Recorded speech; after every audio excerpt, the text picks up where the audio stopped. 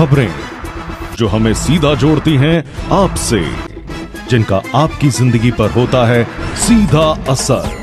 खबर का मतलब है एक भरोसा, और आपका भरोसा है हमारी जिम्मेदारी।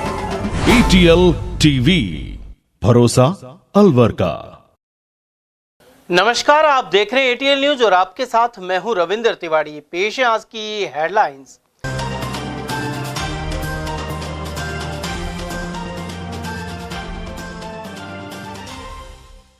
त्रेहान बिल्डर ग्रुप पर 23 आयकर टीमों ने मारा धावा। अलवर और भिवाड़ी सहित कई ठिकानों पर खंगाले रिकॉर्ड। स्वायत्त शासन मंत्री ने कहा, प्रदेश में एक साथ होंगे नगर निकायों के चुनाव, वहीं जमीनों की बंदरबाट रोकने के लिए बनेगा लैंड बैंक। राइजिंग राजस्थान के MOU के तहत कई उद्यमियों ने शुरू किया निर्माण। अलवर परिक्षेत्र में 100 करोड़ से अधिक के आए थे निवेश प्रस्ताव। और गणतंत्र दिवस पर इंदिरा गांधी स्टेडियम में होगा मुख्य समारोह। वन मंत्री संजय शर्मा लेंगे परेड की सलामी, वहीं पुलिस और स्काउट गाइड्स ने की रिहर्सल। अब जानते हैं खबरों को विस्तार से। अलवर में त्रेहान होम डेवलपर्स के कई ठिकानों पर इनकम टैक्स की 23 टीमें एक साथ पहुंची और रिकॉर्ड की गहन जांच पड़ताल की। गुरुवार को सुबह करीब 7 बजे अलवर, भिवाड़ी और फरीदाबाद सहित कई जगहों पर यह टीमें पहुंची। आयकर विभाग की ये टीमें राजस्थान के जयपुर, गंगानगर और जोधपुर सहित अलग अलग जगहों से पहुंची है। प्रारंभिक जानकारी में सामने आया कि इन ठिकानों से बड़ी मात्रा में जमीन, प्लॉट और फ्लैट से जुड़े डॉक्यूमेंट्स मिले हैं। अलवर शहर में त्रेहान होम डेवलपर के साथ काम करने वाले अशोक सैनी, कुलदीप कालरा और CA सुमित के घर भी टीमों ने दबिश दी। अलवर शहर में टेलको चौराहे से आगे तिजारा रोड पर त्रेहान ग्रुप की अपनागर शालीमार आवासीय सोसाइटी है। उधर आयकर विभाग के एक अधिकारी ने बताया कि पुलिस जाब्ते के साथ इनकम टैक्स के करीब 100 अधिकारी और कर्मचारी एक साथ रेड डालने पहुंचे हैं। जयपुर आयुक्तालय से भी अतिरिक्त पुलिस जाब्ता मंगवाया गया था। गौरतलब है कि 4 दिन पहले अपनागर शालीमार आवासीय सोसाइटी के अमृत कलश में आग लगने की घटना हुई थी। फ्लैट मालिक आनंद का कहना था कि उसने 70 लाख की कीमत से फ्लैट खरीदा था। वहीं आगजनी की वजह से 20 लाख रुपए कैश और बाकी सामान जलकर खाक हो गए थे। इसके बाद फ्लैट मालिक ने फ्लैट बनाने वाली कंपनी के खिलाफ मुकदमा दर्ज कराया था। साथ ही आरोप लगाया था कि फ्लैट में घटिया क्वालिटी की वायर लगाने से शॉर्ट सर्किट हो गया। वहीं बिल्डर के सहयोगी का कहना था कि फ्लैट मालिक अंदर हीटर चलाकर चला गया था। उधर अलवर पहुंचे स्वायत्त शासन मंत्री झाबर सिंह खर्रा ने कहा कि आग लगने के प्रकरण में जिसकी गलती होगी उसके खिलाफ कार्रवाई की जाएगी। यूडेज मंत्री झाबर सिंह खर्रा अंबेडकर नगर स्थित भाजपा जिला कार्यालय पहुंचे। यहां कार्यकर्ताओं ने उनका स्वागत किया। संविधान गौरव अभियान को लेकर भाजपा कार्यालय में गोष्ठी का आयोजन किया गया। वहीं जिलाध्यक्ष अशोक गुप्ता, पूर्व मंत्री हेम सिंह बढ़ाना, पूर्व विधायक जयराम जाटव और वरिष्ठ नेता पंडित धर्मेश शर्मा आदि मौजूद रहे। साथ ही रामगढ़ विधायक सुखवंत सिंह, एडवोकेट जितेंद्र शर्मा, पूर्व महापौर घनश्याम गुर्जर, शिवलाल मीणा, समर्थलाल आदि की उपस्थिति हुई। उधर इस दौरान पट्टे वितरण को लेकर उन्होंने कहा कि 13.5 लाख पट्टे दिए जा चुके हैं। साथ ही नगर निकाय चुनाव को लेकर स्वायत्त शासन मंत्री का कहना था कि प्रधानमंत्री मोदी और मुख्यमंत्री भजनलाल का उद्देश्य एक राष्ट्र और एक चुनाव है, क्योंकि बार बार आचार संहिता के चलते विकास के मुद्दे ठप हो जाते हैं। उन्होंने आरोप लगाया कि पिछली सरकार में जमीनों की बंदरबाट हुई थी, ऐसे में अब नया लैंड बैंक बनाने का प्रस्ताव सरकार ने रखा है। साथ ही न्यास और निगम की नई कॉलोनियां भी जल्दी कटेंगी। सरकार के आने के बाद में एक भी पट्टा जारी नहीं किया गया है। क्या सरकार नई पॉलिसी के तहत पट्टे जारी करेगी या कुछ? देखिए, मैंने खुलेआम पूरी विधानसभा में विपक्ष को ललकार कर कहा है, अभियान के दौरान 13.5 लाख पट्टे जारी हुए, लगभग 6-6.5 हजार रुपए का राजस्व आम हमारे स्थानीय निकायों को मिला और जनता की जेब से 13.5 लाख करोड़ रुपए निकले। और मैंने उनको चुनौती दी थी भरी विधानसभा में कि वो अपने अपने क्षेत्र में जाएं और जिन जिन ने अभियान के दौरान पट्टा लिया है, एक भी व्यक्ति से मुझे कहला दें कि उसे 501 रुपए में पट्टा मिला। निकाय चुनाव लेट क्यों कर रहे हैं आप लोग? देखिए, आदरणीय प्रधानमंत्री जी का मंतव्य है एक राष्ट्र एक चुनाव, और माननीय मुख्यमंत्री जी का और हमारी सरकार का मंतव्य एक राज्य एक चुनाव।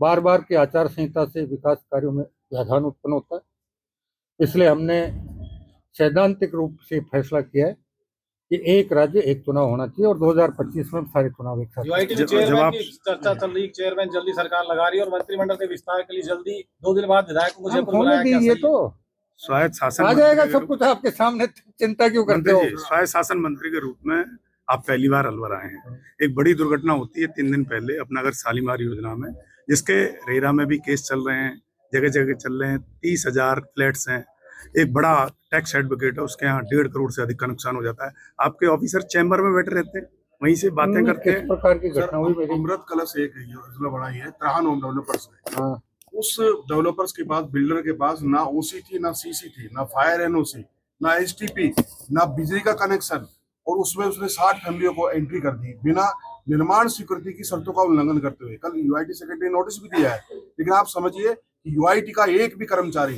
करोड़ों रुपए का फ्लैट जल गया, ये आता होती 60 फैमिली, लेकिन एक कर्मचारी जाकर आपने ये बात आज मेरे संज्ञान में लाई है, क्योंकि आजकल अखबार भी स्थानीय हो गए। हम चैनल के माध्यम से लगातार आपको दिखा रहे हैं, चैनल संज्ञान में आए देखने का दौरे मुझे 3 दिन से समय नहीं मिल पाया। तो ये है, निश्चित रूप से जिस किसी की गलती है उसके खिलाफ विधि अनुसार जो भी सख्त से आपको सख्त इतना अवगत कार्रवाई। करा दें कि अलवर में 40,000 रुपए वर्ग तक जमीनें बिक रही हैं, लेकिन यूआईटी कोई स्कीम नहीं लेके आ रही गरीब लोगों के लिए। उनको मकान कैसे मिलेंगे इतनी महंगाई में? क्योंकि पिछली सरकार में बहुत सारी बंदरबांट हुई है और अब हमने लैंड बैंक बनाने के लिए सबको निर्देशित किया है, नई योजनाएं बनाई है और निकायों की आर्थिक स्थिति सुधारिए और आम जनता को बहुत सस्ती भी नहीं तो वाजिब दाम पर रहने के लिए भूखंड मिले, इसकी योजना बन रही है। अभी जयपुर में हमने 3 योजनाएं लॉन्च कर दी और 2-3 योजनाएं और जल्दी लॉन्च करने जा रहे हैं, और बाकी शहरों में भी हम 2025 में जहां भी हमारे न्यास हैं या बड़ी नगर परिषद हैं, सब में हमारी कोशिश ये होगी कि जहां जहां हमारे पास भूमि की उपलब्धता है वहां हम योजनाएं यहाँ तो अर्जित ये करके। चर्चा है कि यूआईटी केवल बिल्डरों के लिए काम करती है, आम आदमी के लिए काम नहीं कर रही है, और ये ऐसा आए दिन उदाहरण देखने को सामने आते हैं, क्योंकि आप तक नहीं पहुंच रहे हैं, ये बात अलग है। बिल्कुल, अगर आप बता रहे हैं और लिखित शिकायत आएगी तो हम इस पे भी संज्ञान लेंगे। शहर सड़ रहा है, इनके आपका पैसा कहाँ लगता है, कहाँ लगता पता नहीं लगता आपके समय। शहर सड़ रहा है, एनकेएफ का पैसा अभी आता है एनसीआर में होने के बावजूद, एनसीआर का कुछ काम पैसा तो आता है, दिखता ही नहीं है कहीं। अभी देख लेते हैं। सर आपके साथी मंत्री हैं फिरोजलाल मीणा जी, हम्म। वो आए और कलेक्टर के सामने एक बीजेपी के नेता के लिए बोले कि अब तो ये कब्रिस्तान और इन जमीनों को छोड़ दो, कब्रिस्तान की जमीनों जिन को पर तो कब्जे बख्श किए दो। जा रहे हैं, प्लॉटिंग की जा रही है। आपका मंत्री, क्योंकि आप बड़े मंत्री हैं विधायक देके गया है। और फिरोजलाल जी की बात हल्के में नहीं जाती है। नहीं है तो आपको कभी संज्ञान में नहीं आया या उन्होंने जानकारी दी नहीं? देखिए, आप मेरे अलवर आए आज। से महीने में ज्यादा भी नहीं तो हम 2-3-4 बार मिल लेते हैं फिरोजलाल जी, लेकिन उन्होंने मेरे संज्ञान में ये बात नहीं लाई। अभी जयपुर जाऊंगा तो उनसे पूछूंगा कि वो अलवर में क्या क्या क्या है। यूआईटी सेक्रेटरी आप उन पर कार्रवाई करेंगे जो अभी तक इतना बड़ा हादसा होने के बाद बिल्कुल, चैम्बर से बाहर नहीं निकल पा बिल्कुल, रहे? जो भी जिम्मेदार होगा उसके खिलाफ कार्रवाई होगी, चाहे वो कितना ही बड़ा अधिकारी आखिरी तो सवाल उनको सर, सीज करने का अधिकार है, क्यों नहीं कर पा रहे? मतलब पत्रकार जब ऐसे उनसे क्या है? सवाल करते हैं तो वो इस तरह से कहते हैं कि आपको कोई समझ नहीं है।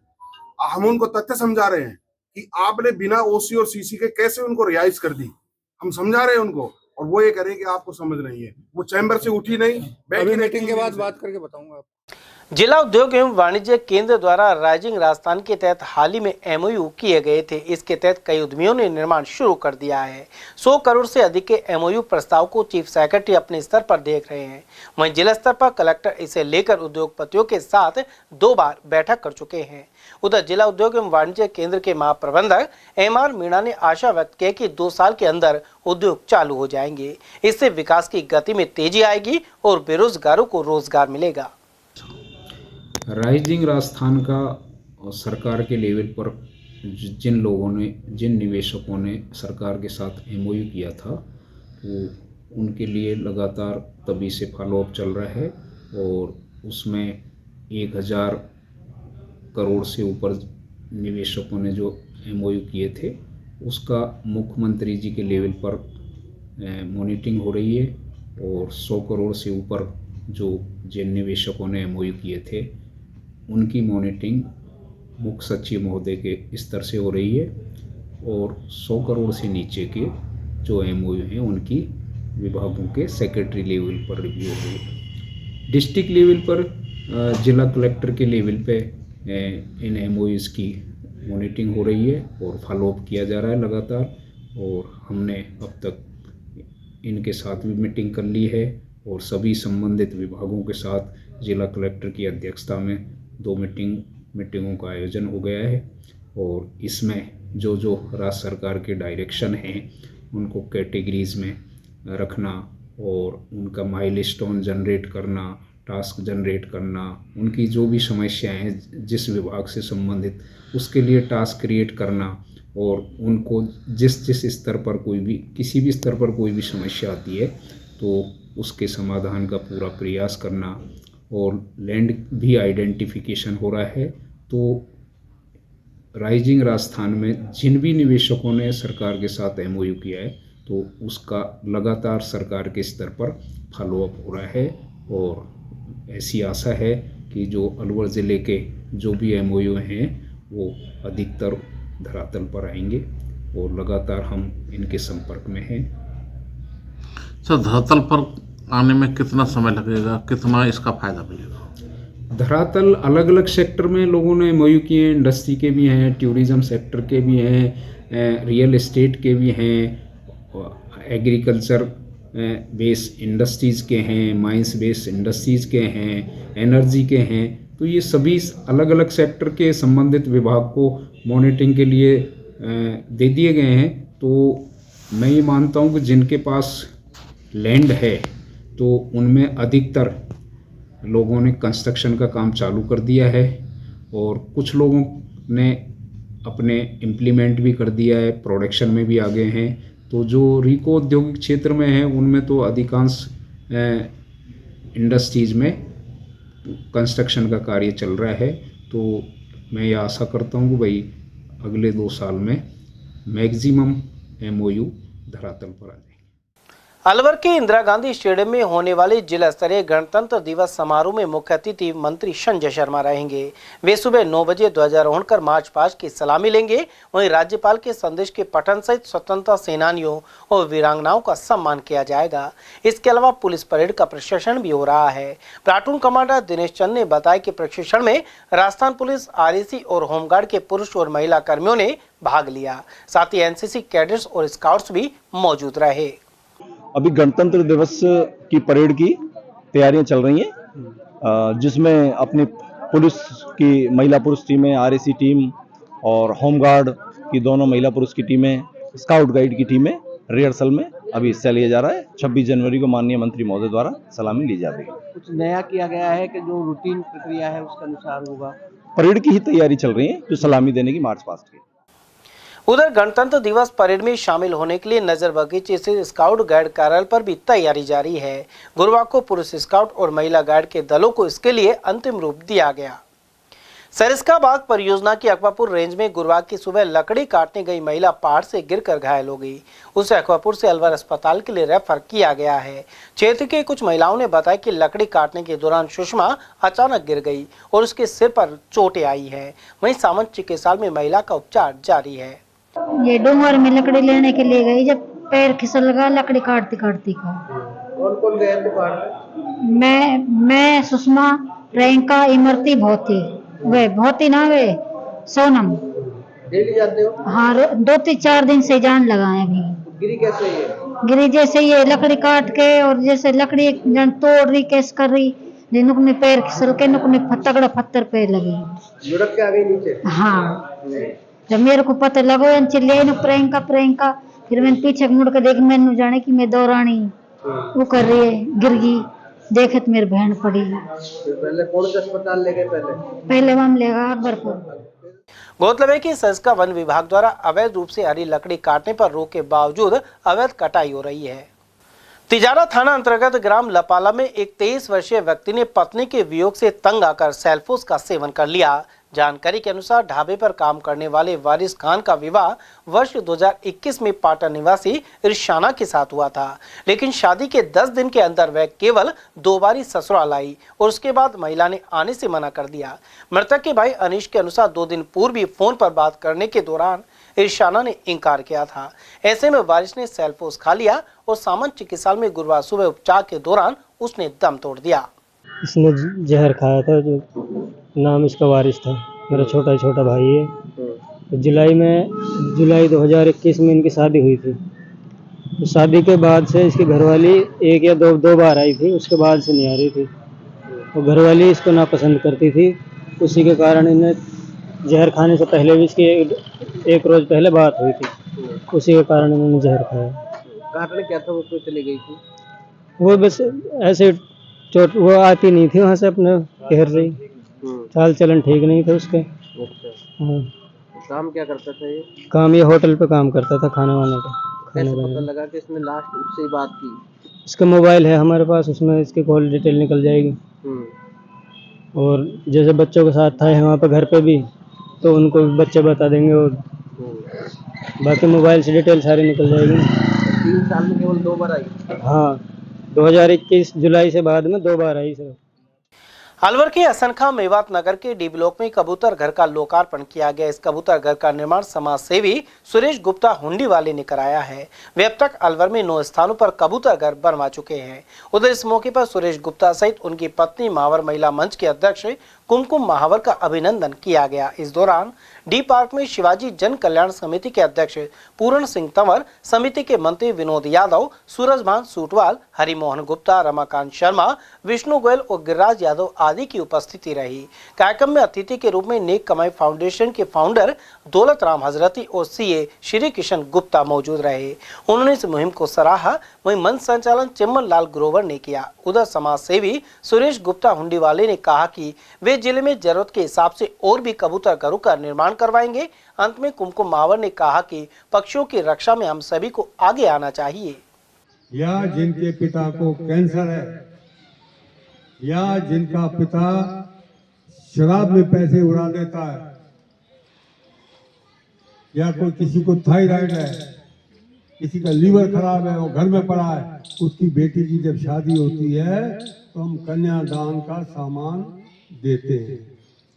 अब तक हम 234 बच्चियों की को कन्यादान शादी का सामान 2 साल में दे चुके हैं। 11 कन्याओं को हम 28 तारीख को मंगल पड़ने में एक साथ 11 कन्याओं को कन्यादान का सामान देंगे। आप लोग आओ, देखो, प्रेरणा लो उससे।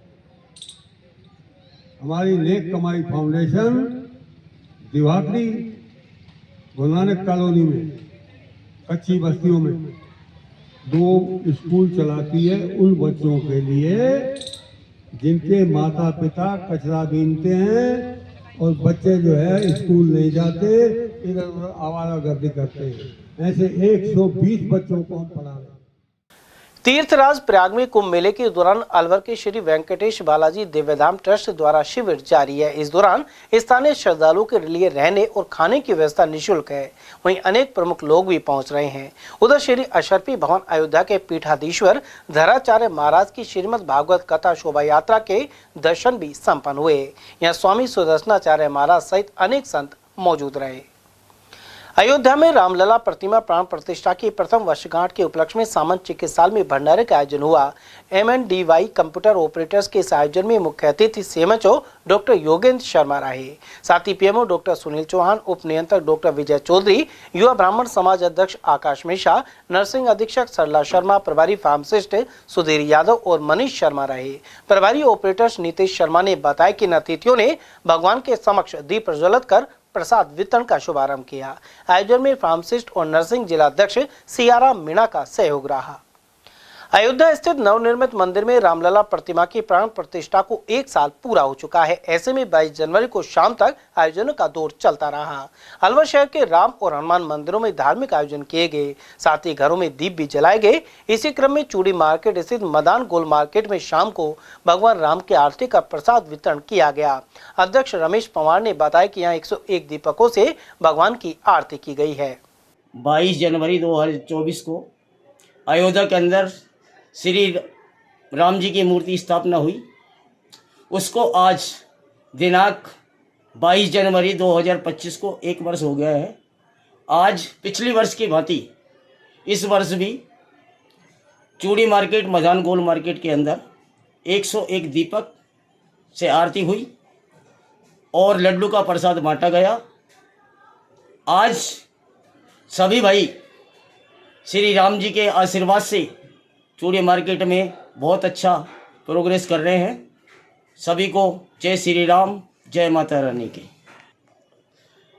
आज दीपावली जैसा उत्सव मनाया जा रहा है, आतिशबाजी हो रही है, जगह जगह श्री राम जी के भंडारा प्रसाद वितरण हो रहे हैं, जगह जगह दीपक जलाए जा रहे हैं। पूरे भारतवर्ष में हर्ष और उल्लास से दीपावली जैसा माहौल है। अलवर के बजाजा बाजार स्थित दक्षिण मुखी हनुमान मंदिर में सुंदर कांड पाठ का आयोजन किया गया। अयोध्या राम मंदिर में प्राण प्रतिष्ठा के 1 वर्ष पूर्ण होने के उपलक्ष्य में यह कार्यक्रम संपन्न हुआ। इस दौरान भगवान को भोग अर्पित कर भक्तों को प्रसाद वितरण किया गया। वहीं सत्संग में महिला श्रद्धालुओं ने बड़ी संख्या में भाग लिया। संयोजक मोनू शर्मा ने यह जानकारी दी। अलवर दौरे पर पहुंचे यूडीएच मंत्री झावर सिंह खर्रा से आगामी बजट में पत्रकारों की समस्याओं के समाधान की मांग उठाई गई। इसे लेकर जर्नलिस्ट एसोसिएशन ऑफ राजस्थान के जिला अध्यक्ष पुष्पेंद्र कुमार ने मंत्री खर्रा से मुलाकात की। साथ ही पत्रकारों को आवासीय भूखंड देना सुनिश्चित करने का आग्रह किया। उधर मंत्री खर्रा ने माना कि यह बड़ी समस्या है और नगरीय विकास मंत्री होने के नाते उनका विभाग है, इसलिए मुख्यमंत्री से चर्चा कर पत्रकारों की आवास समस्या का समाधान बजट के माध्यम से कराए जाने का प्रयास होगा। सर, रामगढ़ के चुनाव होने के बाद पहली बार आपको विधानसभा के सत्र में जो बजट सत्र है उसमें जाने का मौका मिलेगा। रामगढ़ की कौन कौन सी प्रमुख समस्या को उठाओगे और किन समस्याओं का समाधान कराओगे? बजट में क्या रामगढ़ को दिलाओगे? मैं आज हम गौरव संविधान अभियान में सभी पधारे हैं। सम्मानीय कैबिनेट मंत्री राजस्थान सरकार खर्रा जी हमारे मुख्य अतिथि हैं। यहाँ उनका सानिध्य मिला, उन्होंने संविधान के बारे में बहुत कुछ बताया। हम उन पर सबको अमल करना चाहिए।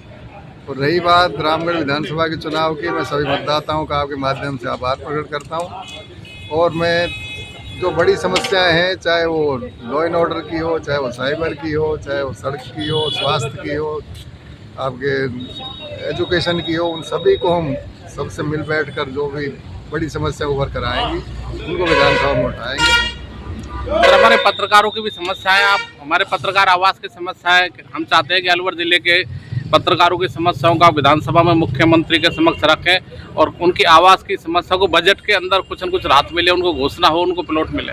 बिल्कुल, मैं आपसे सहमत हूँ। पत्रकार अपना जोखिम में जिंदगी डालकर पत्रकारिता करते हैं और जो ज्वलंत मुद्दे हैं वो सब जनता के सामने लाते हैं, नेताओं के सामने लाते हैं। तो मैं सरकार से जो आपकी अपेक्षा है, और अभी आपने मंत्री जी से निवेदन भी किया और मंत्री जी सहमत भी हैं उस बात पे, वो बजट सत्र में आपका सहयोग करेंगे। राजस्थान में 5वीं और 8वीं कक्षा की बोर्ड परीक्षा के लिए ऑनलाइन परीक्षा फॉर्म 5 फरवरी तक भरे जाएंगे। डाइट प्राचार्य सूबे सिंह यादव ने बताया कि यह प्रक्रिया 20 जनवरी से शुरू हो गई थी। वहीं इसके लिए जिले के सभी संस्था प्रधानों को निर्देशित किया गया है। 5वीं और 8वीं बोर्ड परीक्षा के आवेदन प्रार्थना पत्र स्टार्ट हो गए हैं। 20 जनवरी से 5 फरवरी 2025 तक ये आवेदन विद्यार्थियों के द्वारा भरे जा सकते हैं। उसके पश्चात भी यदि कहीं कोई ज्यादा दिक्कत हुई या कोई अति आवश्यकता महसूस हुई तो पंजीयक महोदय इसमें कुछ राहत दे सकते हैं। एक आध ऑनलाइन किस पोर्टल पर? ये ऑनलाइन इसका पोर्टल सभी विद्यालयों को पूर्व में सूचित किया जा चुका है।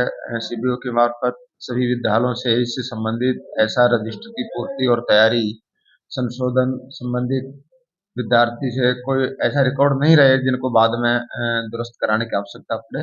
इसलिए सभी संस्था प्रधानों को, सीबीओज को, पीओज को पहले से ही निर्देशित किया जा चुका है कि वो अपने 5वीं कक्षा के और 8वीं कक्षा के विद्यार्थियों से संबंधित समस्त दस्तावेजों के रिकॉर्ड को उनके आधार और जन्म प्रमाण पत्र के अनुसार दुरुस्त कर लें।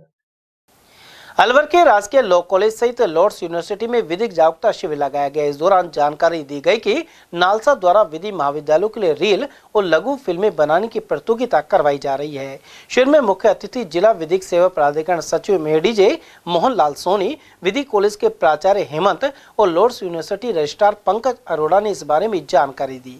कार्यक्रम का शुभारंभ नालसा थीम सॉन्ग एक मुट्ठी आसमा के द्वारा किया गया। कार्यक्रम के दौरान महेश गोठवाल, अमित अरोड़ा, मोनू जांगड़, मुस्तफा खान और मुबीन खान आदि भी उपस्थित रहे।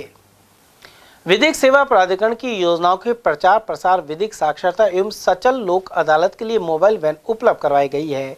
जिला विधिक सेवा प्राधिकरण एवं तालुका विधिक सेवा समितियों को यह वैन दी गई है, जिससे न्याय आपके द्वार की संकल्पना साकार हो सके।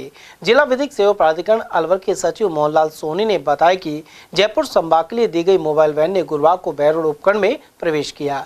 ये मोबाइल वैन अलवर न्याय क्षेत्र में कुल 18 दिन रहेगी। साथ ही विभिन्न गाँवों में विधिक साक्षरता एवं जागरूकता का प्रचार प्रसार किया जाएगा।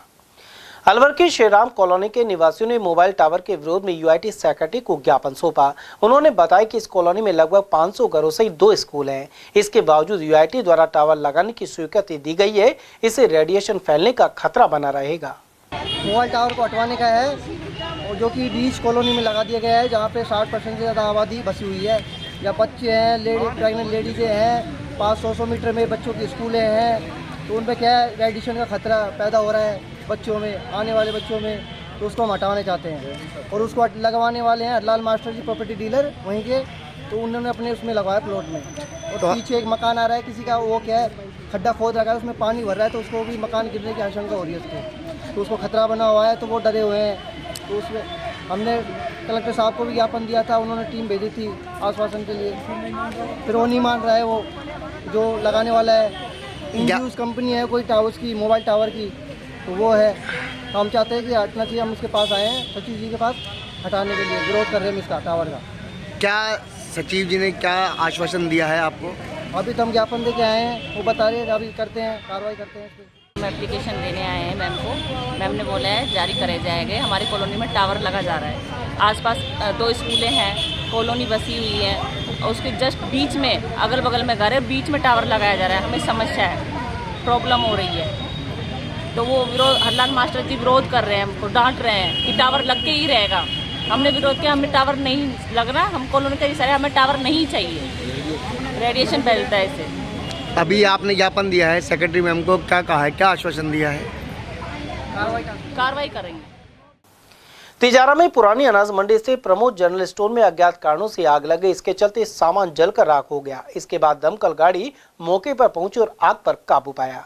इस दौरान तमाशबीनों की भीड़ एकत्र हो गई, साथ ही पुलिस भी मौजूद रही। 10 बजे के आसपास पापा ने दुकान बंद करी थी। उसके बाद 10 बजे के आसपास हमारे को पता पड़ा कि नीचे दुकान में आग लगी पड़ी है। उसके बाद शटर ओपन करी हमने, और फिर मतलब लोकल लोगों ने, और बाद में फायर ब्रिगेड की गाड़ी भी आई है, उससे अपन ने आग पे काबू पाया। कितना के लगभग नुकसान बताया? 15 लाख के आसपास का नुकसान है। रिपोर्ट दर्ज करा दी है? रिपोर्ट दर्ज कराने भी गए हुए हैं। समाचार में वक्त तो चला एक छोटे से ब्रेक का, आप बने रहिए एटीएल टीवी के साथ।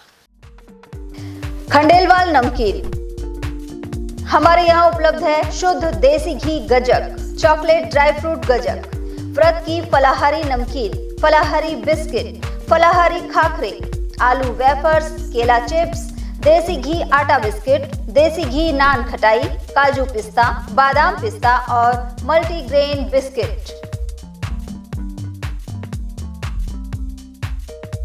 नमकीन स्पेशल वैरायटी में तिल मठरी, मेथी मठरी, हींग सेव, मसाला मिक्स, बादाम लच्छा, झालमुरी, रोस्टेड नमकीन आदि भी मिलती हैं। हमारे यहाँ अनेक प्रकार के हेल्दी स्नैक्स भी मिलते हैं। पालक चिप्स, मूंग दाल चिप्स, मखाना चिप्स, चुकंदर चिप्स और आटा एवं सूजी के गोलगप्पे, कचौरी, समोसा, मठरी, चाट पपड़ी और रोस्टेड अलसी मठरी भी मिलती है। हमारा पता है खंडेलवाल नमकीन, स्टेशन रोड, गौशाला के पास, अलवर।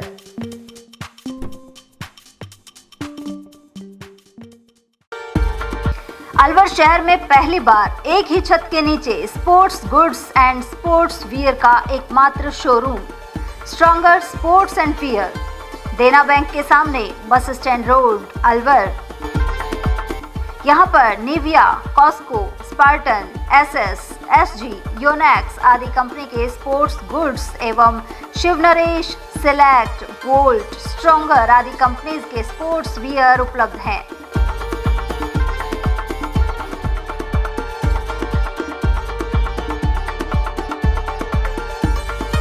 यहाँ टीम के लिए स्पोर्ट्स किट और ट्रैक सूट एवं हाउस टी शर्ट्स भी तैयार कराए जाते हैं। एक बार अवश्य पधारें। Contact number Ashok Kumar 9460374217, Ajay Kumar 9414890908। अलवर शहर का सबसे खूबसूरत banquet hall the Shehnai resort.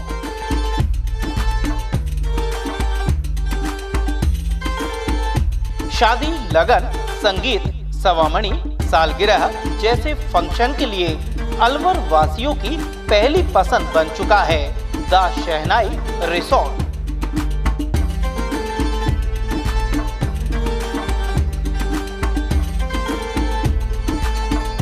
इसमें कवर्ड मंडप, 25 आधुनिक कमरे, छोटा पार्टी हॉल व रेस्टोरेंट भी है।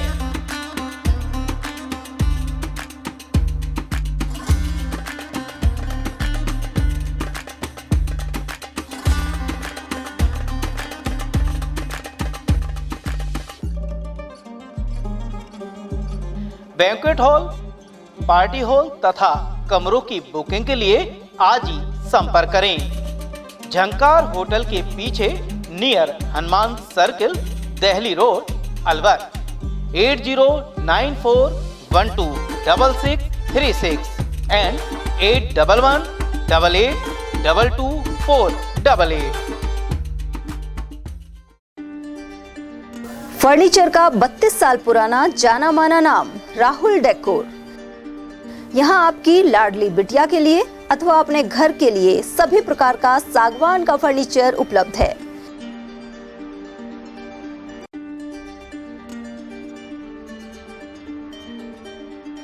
Double bed, dressing table, sofa set सागवान एवं कपड़े वाले तथा सेंटर टेबल, भट्टी कलर, स्टील अलमारी, ब्रांडेड एवं सॉफ्टी फोम के गद्दे आपकी नाप तोल से बनाए जाते हैं।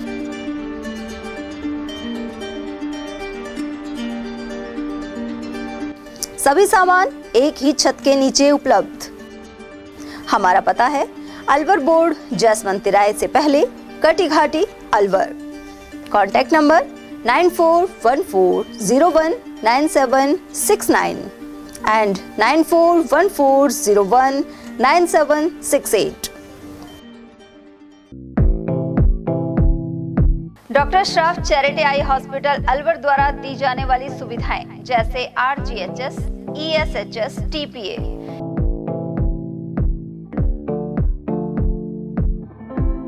इसके अलावा registration, OPD service, OT ward, store एवं अलवर जिले में first time low vision clinic की सुविधा दी जा रही है।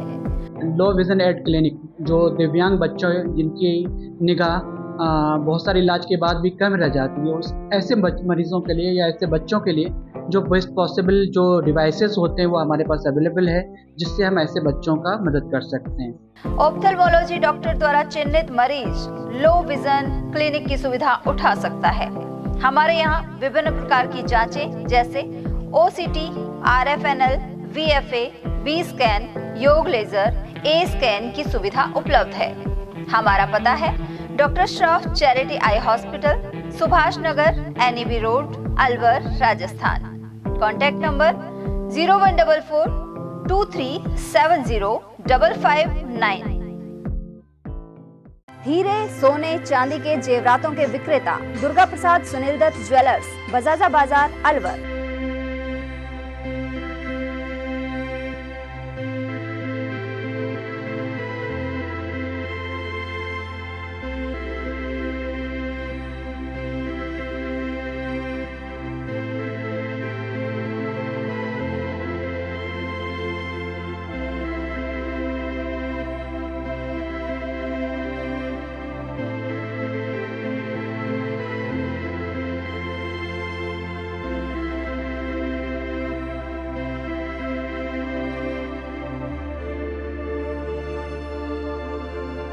हीरे, सोने, चांदी के जेवरातों के विक्रेता दुर्गा प्रसाद सुनील दत्त ज्वेलर्स, बजाजा बाजार, अलवर।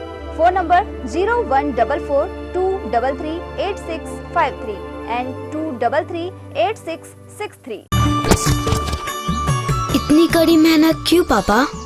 बेटा इतनी मेहनत इसीलिए ताकि सबको खाना मिल सके, किसी पे कोई मुसीबत ना आए। किसी पे मुसीबत ना आए इसलिए आप हो पापा, पर अगर आप पे मुसीबत आ गई तो? अब पाए फसल बीमा केवल 3 आसान स्टेप्स में। क्षेमा सुकृति फसल बीमा। कॉल करे और कराए 100 से भी ज्यादा फसलों की बीमा 499 रुपए प्रति एकड़ में। श्री श्री 1008 श्री बाबा रामदेव जी महाराज का मेला, स्थान ग्राम हल्दीना अलवर, दिनांक 31 जनवरी 2025। विशाल कुश्ती दंगल प्रातः 11 बजे। श्रीमद् भागवत कथा ज्ञान यज्ञ 22 जनवरी 2025। कलश यात्रा प्रातः 9 बजे।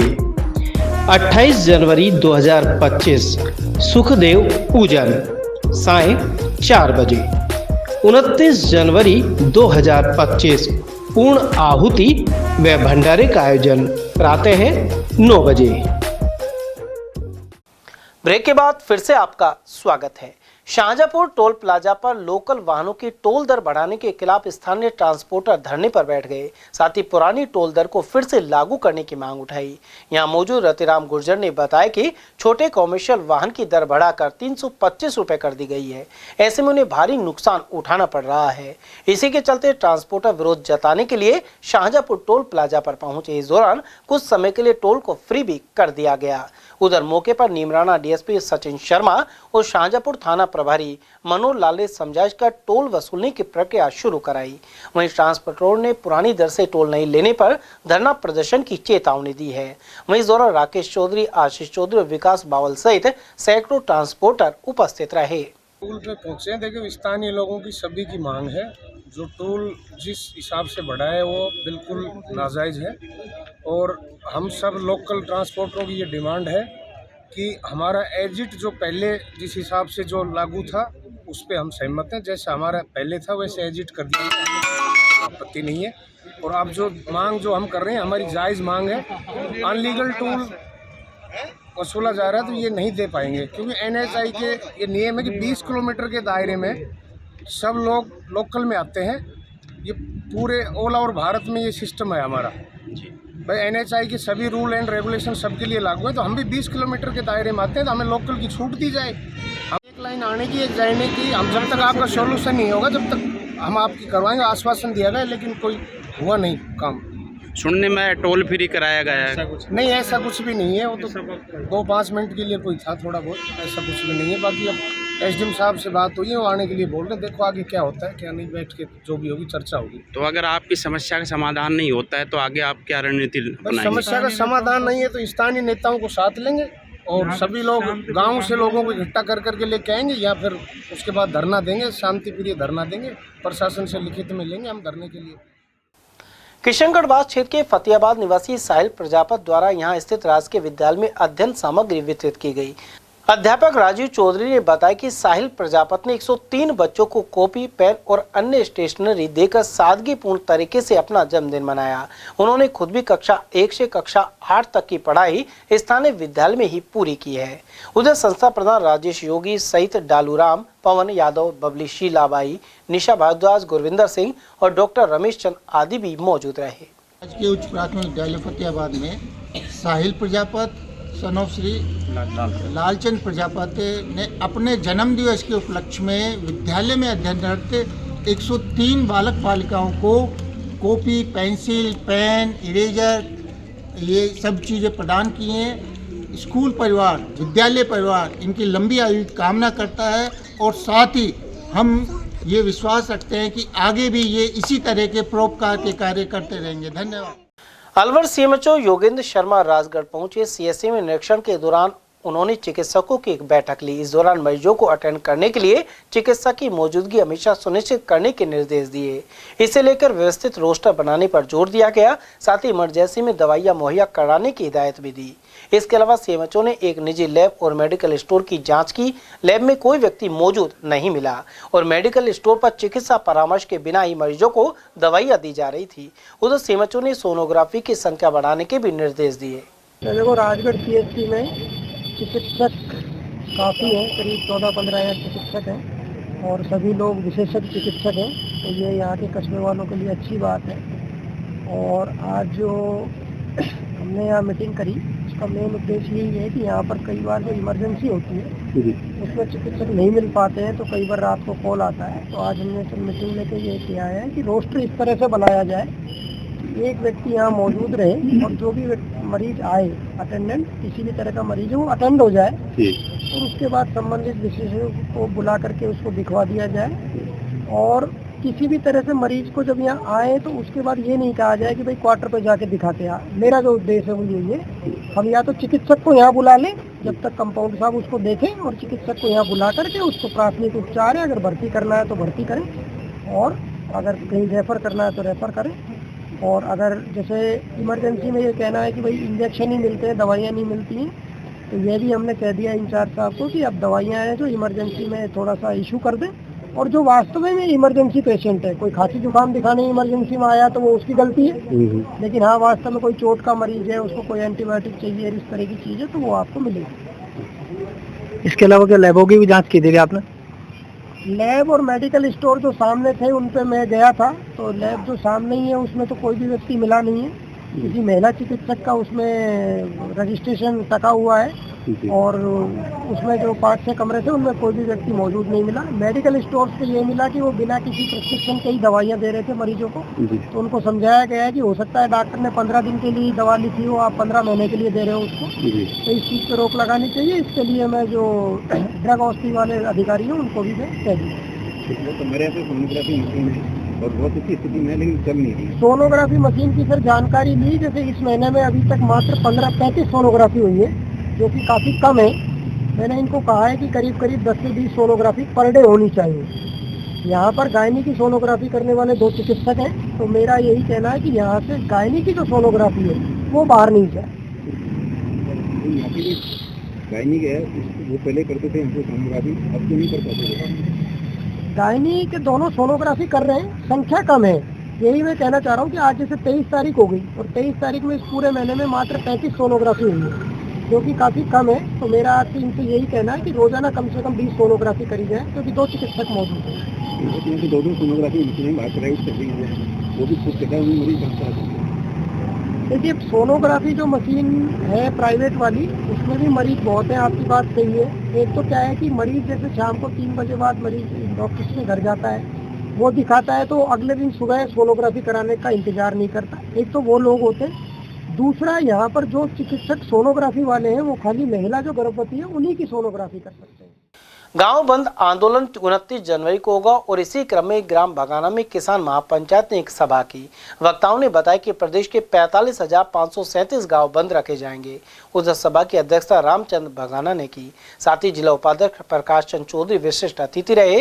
जिलाध्यक्ष वीरेंद्र चौधरी ने बताया कि फसल के न्यूनतम समर्थन मूल्य गारंटी कानून को लेकर आवाज उठाई जा रही है। रियासत कालीन जयसमंद बांध से जुड़ी नहर पर अतिक्रमण कायम है। वर्षों पहले सिंचाई के लिए पक्की नहर काम आ रही थी, लेकिन विभाग की उदासीनता के चलते इस नहर पर अतिक्रमण हो गया है। आसपास रहने वाले कुछ लोगों ने नहर के बहाव क्षेत्र और दोनों मुहानों पर ईंधन रखने के साथ ही उपले बनाकर रखना भी आरंभ कर दिया है। कुछ जगह तो खेती करने वालों ने भी अतिक्रमण करते हुए गैर कानूनी रूप से रास्ता बना लिया है। ऐसे में नहर का वजूद ही समाप्त किया जा रहा है। नगर निकाय के चुनाव होने से पहले स्वायत्त शासन विभाग की ओर से कई जगह प्रशासक लगाए गए हैं। इसी कड़ी में मालाखेड़ा नगर पालिका में भी एसडीएम को प्रशासक नियुक्त किया गया है। ऐसे में पालिका के कार्य उपखंड अधिकारी के निर्देशन में होंगे। विभाग ने 22 जनवरी को यह आदेश जारी किए हैं। केसरपुर स्थित स्वच्छता कॉम्प्लेक्स बर्बादी के कगार पर है। यहाँ 4 दीवारी के अंदर अनुपयोगी घास मौजूद है। इसके अलावा पानी और साफ सफाई का भी अभाव है। ग्राम विकास अधिकारी और सरपंच की उदासीनता के चलते यह भवन क्षतिग्रस्त भी हो रहा है। एयू बैंक और अध्यापिका चंद्र शर्मा के सहयोग से गढ़बसई बालिका उच्च प्राथमिक विद्यालय में 61 जर्सियों का वितरण किया गया। प्रधानाध्यापक ताराचंद ने बताया कि इस दौरान बैंक के मैनेजर अनुराग पाराशर और क्रेडिट मैनेजर अनुराग सिंह भी मौजूद रहे। वहीं सभी बच्चों के चेहरे खुशी से खिल उठे। वहीं विद्यालय विकास प्रबंधन समिति के अध्यक्ष मोहनलाल मीणा ने आभार व्यक्त किया। नेताजी सुभाष चंद्र बोस की जयंती के उपलक्ष्य में मालाखेड़ा क्षेत्र में अनेक कार्यक्रम हुए। यहाँ आदर्श विद्या मंदिर से जन जागरण रैली निकाली गई। इसे संरक्षक लक्ष्मीचंद एवं सदस्य नवल किशोर ने झंडी दिखाकर रवाना किया, जबकि रैली का मार्गदर्शन प्रधानाचार्य सतीश तोमर ने किया। इस दौरान बालक बालिकाओं ने वंदे मातरम का उद्घोष किया। साथ ही नेताजी के उस प्रसिद्ध नारे को याद किया जिसमें उन्होंने कहा था, तुम मुझे खून दो मैं तुम्हें आजादी दूंगा। उधर सुभाष चौक से नेताजी सुभाष चंद्र बोस की प्रतिमा पर माल्यार्पण हुआ। यहाँ समाजसेवी चामुंडा राम प्रजापत, पप्पी शर्मा, राजू प्रजापत, ओमी पटेल, सुरेश मीणा, देवांग शर्मा और गोरा प्रजापत आदि की मौजूदगी रही। वक्ताओं ने स्वतंत्रता आंदोलन में उनके योगदान को याद किया। मालाखेड़ा थाने में दर्ज एक रिपोर्ट के बाद पुलिस ने शांति भंग के आरोप में 4 लोगों को गिरफ्तार कर लिया। स्थानीय निवासी गोविंद ने यह रिपोर्ट करवाई थी। उसने आरोप लगाया कि कुछ लोग उसके पीछे लाठियां लेकर पड़ गए। ऐसे में गोविंद ने एक मेडिकल स्टोर में घुसकर जान बचाई। अयोध्या में राम जन्मभूमि पर भव्य मंदिर बनने और रामलला मूर्ति स्थापना की वर्षगांठ मनाई जा रही है। उमरण ग्राम पंचायत में भगवान राम की झांकी से शोभा यात्रा का आयोजन किया गया। इस दौरान भगवान राम की पूजा अर्चना की गई और रास्ते में प्रसाद वितरण भी हुआ। साथ ही जयकारे गूंजते रहे। श्रद्धालु गिरिराज यादव और नीरज शर्मा के अनुसार मुख्य मार्गों से होते हुए शोभा यात्रा निकाली गई। वहीं रात्रि में डीजे के साथ ही लाइटिंग हुई और रथ सजाया गया। हालवा के लिए ग्राम उमरेड में झांकी निकाली जा रही है। डीजे के साथ कम से कम हजारों की तादाद में पब्लिक है। इसमें चारों गांव की तरफ झांकियां निकाली जा रही राम मंदिर के से। के लिए ये शुभकामना है। बहुत अच्छा काम है जो भी कर रहे हैं, बहुत अच्छा काम कर रहे हैं। ये बड़े हर्ष और उल्लास का पर्व है। भगवान श्री रामचंद्र जी 400 साल बाद अयोध्या में विराजमान हुए हैं। इस खुशी में पूरा हिंदू समाज गर्व है और गौरवान्वित है।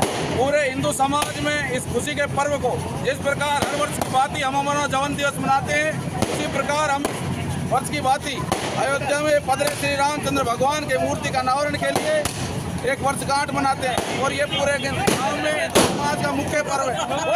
रामचंद्र भगवान की। अकबरपुर बस स्टैंड पर कीचड़ होने की वजह से लोगों को निकलने में परेशानी का सामना करना पड़ रहा है। साथ ही आसपास के दुकानदार भी परेशान है। इसके अलावा गंदगी के चलते वातावरण प्रदूषित हो रहा है। लोगों ने यहां साफ सफाई किए जाने की मांग की है। विप्र एकता मंच के राष्ट्रीय अध्यक्ष डॉक्टर उमेश शर्मा एवं राष्ट्रीय महामंत्री डॉक्टर एसपी शर्मा ने नई नियुक्ति की है। उन्होंने अलवर निवासी पंडित सुभाष जयमनी को राजस्थान प्रदेश की बागडोर सौंपी है। जयमनी ने पत्रकारों से बातचीत में बताया कि समाज के उत्थान के लिए मंच कार्य कर रहा है। वहीं वे मंच के उद्देश्यों और विचारधारा को आगे बढ़ाते हुए अपनी भूमिका निभाएंगे। इसके अलावा विभिन्न इकाइयों का पुनर्गठन किया जाएगा। उधर सुभाष जयमनी का रामगढ़ विधायक सुखवंत सिंह सहित विजय शेखावत, राजेंद्र मिश्रा, राजकुमार तीर्थानी, चंद्रपाल भारद्वाज, डब्बू पंडित, तुलसीराम सैनी और मंगराम आदि ने बधाई दी।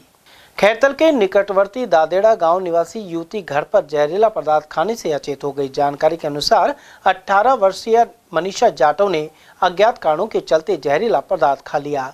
उसे खैरतल सैटेलाइट हॉस्पिटल में लाया गया। यहां से युवती को अलवर के लिए रेफर कर दिया गया। और अब बात करते हैं खैरतल के हावड़ राम की ढाणी स्थित राजकीय स्कूल की। दरअसल शिक्षा विभाग ने प्राथमिक विद्यालयों को मर्ज करने की योजना बनाई है। ऐसे में स्थानीय बच्चों की शिक्षा पर संकट मंडरा रहा है, जबकि बच्चों को पढ़ने के लिए भूमि दान देकर स्कूल खुलवाया गया था। ऐसे में आदेश निरस्त करवाने की मांग को लेकर यादव समाज के लोगों ने विरोध प्रदर्शन किया। साथ ही मुख्यमंत्री वजरलाल शर्मा सहित केंद्रीय मंत्री एवं अलवर सांसद भूपेंद्र यादव से विद्यालय यथावत रखने की मांग की है। एक और तो शिक्षा को बढ़ावा देने के लिए सुदूर ग्रामीण क्षेत्रों में राजकीय प्राथमिक विद्यालय संचालित कर नई अलख जगाई गई थी। दूसरी ओर अब शिक्षा विभाग इन विद्यालयों को मर्ज करने का आदेश जारी कर रहा है। रसगंज क्षेत्र में स्थित हावड़ राम की ढाणी का 12 साल पुराना स्कूल भी इसकी चपेट में आ रहा है। क्षेत्र निवासी लालाराम यादव और अन्य लोगों ने कहा कि इससे बच्चों के शिक्षा से वंचित रहने की आशंका पैदा हो गई है। गौरतलब है कि तत्कालीन विधायक धर्मपाल चौधरी के प्रयासों से वर्ष 2013 में राजकीय प्राथमिक विद्यालय खुला था। ग्रामीणों ने इसके लिए जमीन दी और करीब 14 लाख रुपए की लागत से नए भवन का निर्माण करवाया गया था। लेकिन अब नामांकन कम होने के कारण इस स्कूल को नांगल संतो कड़ाई सीनियर स्कूल में मर्ज करने के निर्देश दिए गए हैं, जबकि यह सीनियर स्कूल करीब 9 किलोमीटर की दूरी पर है। वहीं इस मौके पर चंद्रहास यादव, मुंशीराम, सत्यपाल, लीराराम, जगत सिंह यादव सहित अनेक लोग मौजूद रहे। हमें समस्या है कि हमें सूचना मिली है कि ये स्कूल बंद होने वाली है। तो हमारे बच्चे पढ़ते हैं स्कूल में और ये गाँव से बहुत दूर है, हावड़ राम की ढाणी में, और हमें ये अपनी ज़मीन दान देकर चालू करवाई थी, स्कूल बनवाई थी। इसलिए हमारी आपसे ये विनती है कि हमारी स्कूल चालू रहनी चाहिए। हमारे बच्चे बहुत परेशान हैं, छोटे छोटे बच्चे हैं, ऐसे रास्ते में से कैसे जाएंगे? पानी भरा रहता है, कच्चा रास्ता है। हमारे यहाँ समस्या है जी, हमने ज़मीन दान में की थी 2013 में।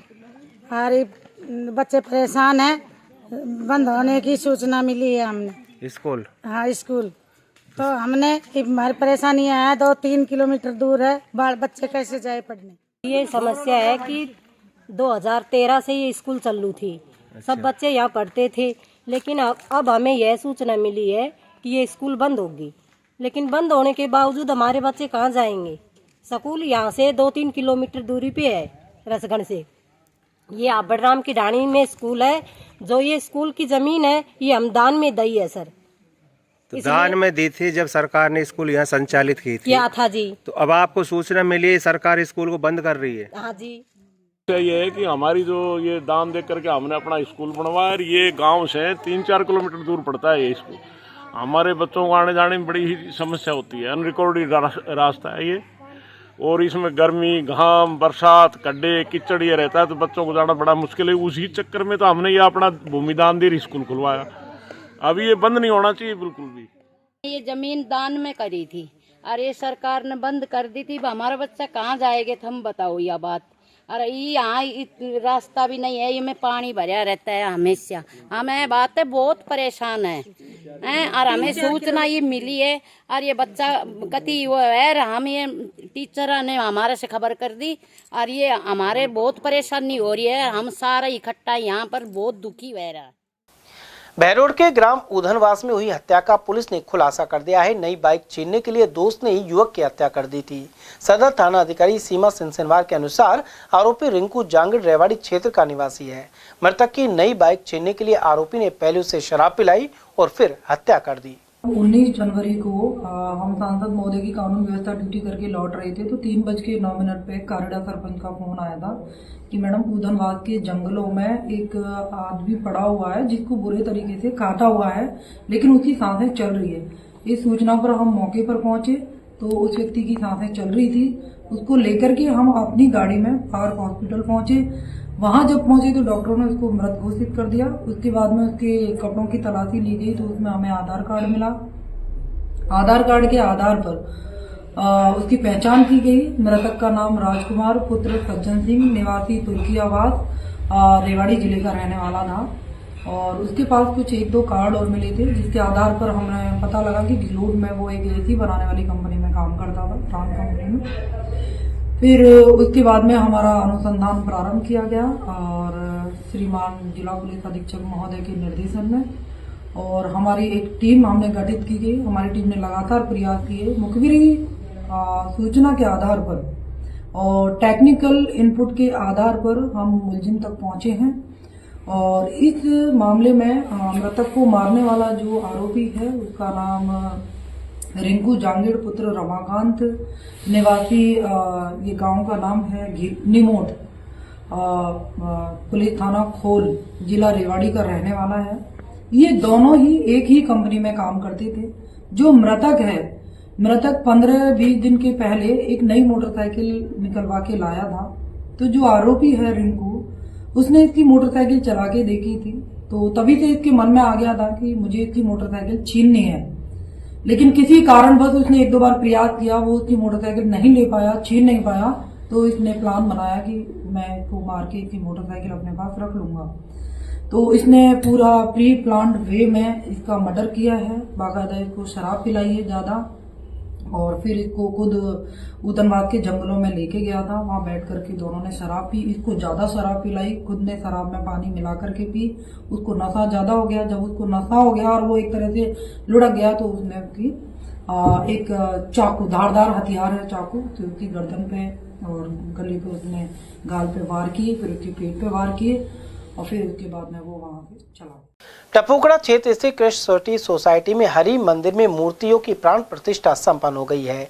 इससे पहले हवन यज्ञ किया गया। मंदिर कमेटी अध्यक्ष रमेश गर्ग ने बताया कि सोसाइटी डायरेक्टर एस के सिंगल, अजय गर्ग, रमेश गर्ग और टोनी की उपस्थिति में गणपति प्रतिमा की स्थापना हुई। इसके बाद दुर्गा माता, राम दरबार, हनुमान जी एवं शिव परिवार की स्थापना संपन्न हुई। वहीं प्रसाद वितरण के साथ ही बुधवार शाम 2100 दीपक जलाए गए। इस अवसर पर डॉक्टर दिनेश नरूला, प्रधानाध्यापक सोमदत्त, पवन गुप्ता और नवीन तायल सहित बड़ी संख्या में श्रद्धालु उपस्थित रहे। मुख्य ब्लॉक शिक्षा अधिकारी की समझाइश पर पुराने चबूतरे पर किए गए नव निर्माण को हटा दिया गया है। यह मामला मालाखेड़ा के सोनपुर स्थित राजकीय मिडिल स्कूल का है। शिक्षा अधिकारी भगवान साहिब शर्मा ने यहां पहुंचकर दोनों समुदाय के लोगों से बातचीत की। गौरतलब है कि शैक्षिक अवकाश के दिनों में हुए निर्माण को लेकर संस्था प्रधान ने विभाग को अवगत करवाया था, साथ ही पुलिस को शिकायत की थी। उधर गाँव में शांति व्यवस्था कायम है। शोभाराम तख्तानी चैरिटेबल ट्रस्ट ने अलवर के काशीराम सर्कल स्थित सुपर स्टोर पर प्रसाद वितरण किया। अयोध्या राम मंदिर प्राण प्रतिष्ठा के 1 वर्ष पूर्ण होने पर यह आयोजन हुआ। इस दौरान सैकड़ों की संख्या में लोगों ने प्रसाद ग्रहण किया। इस अवसर पर चंचल तख्तानी, नरेश तख्तानी सहित अनेक लोग उपस्थित रहे। अलवर शहर के बापू बाजार में पिछले कई महीनों से नाले का पटाव खुला हुआ है। ऐसे में आमजन सहित आसपास के दुकानदारों को खासी परेशानी का सामना करना पड़ रहा है। दुकानदार राधा कृष्ण अरोड़ा ने बताया कि बारिश के दिनों में दुकानों तक पानी आ जाता है, साथ ही कई लोग नाले में कचरा भी डाल रहे हैं और बदबू का आलम बना हुआ है। इसके अलावा रात्रि के समय कई हादसे भी हो चुके हैं। ऐसे में नगर निगम से इस नाले में पटाव करवाने की मांग उठाई गई है। यह शोकाटाकी के पास में बापू बाजार वार्ड नंबर 15 है। इसमें ये नाला का पटाव खुला हुआ है।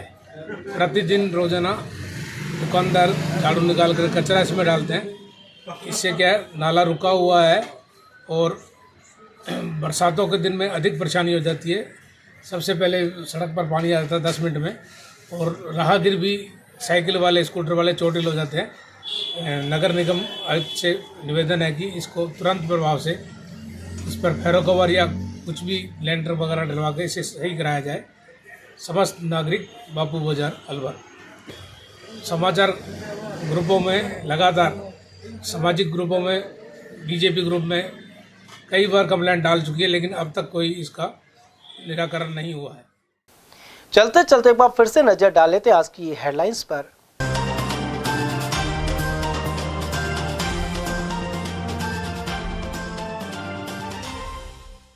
त्रेहान बिल्डर ग्रुप पर 23 आयकर टीमों ने मारा धावा। अलवर और भिवाड़ी सहित कई ठिकानों पर खंगाले रिकॉर्ड। स्वायत्त शासन मंत्री ने कहा, प्रदेश में एक साथ होंगे नगर निकायों के चुनाव, वहीं जमीनों की बंदरबाट रोकने के लिए बनेगा लैंड बैंक। राइजिंग राजस्थान के एमओयू के तहत कई उद्यमियों ने शुरू किया निर्माण। अलवर परिक्षेत्र में 100 करोड़ से अधिक के आए थे निवेश प्रस्ताव। और गणतंत्र दिवस पर इंदिरा गांधी स्टेडियम में होगा मुख्य समारोह। वन मंत्री संजय शर्मा लेंगे परेड की सलामी, वहीं पुलिस और स्काउट गाइड्स ने की रिहर्सल। समाचारों में आज के लिए बस इतना ही। दीजिए पूरी टीम के साथ रविंद्र तिवारी को इजाजत। नमस्कार।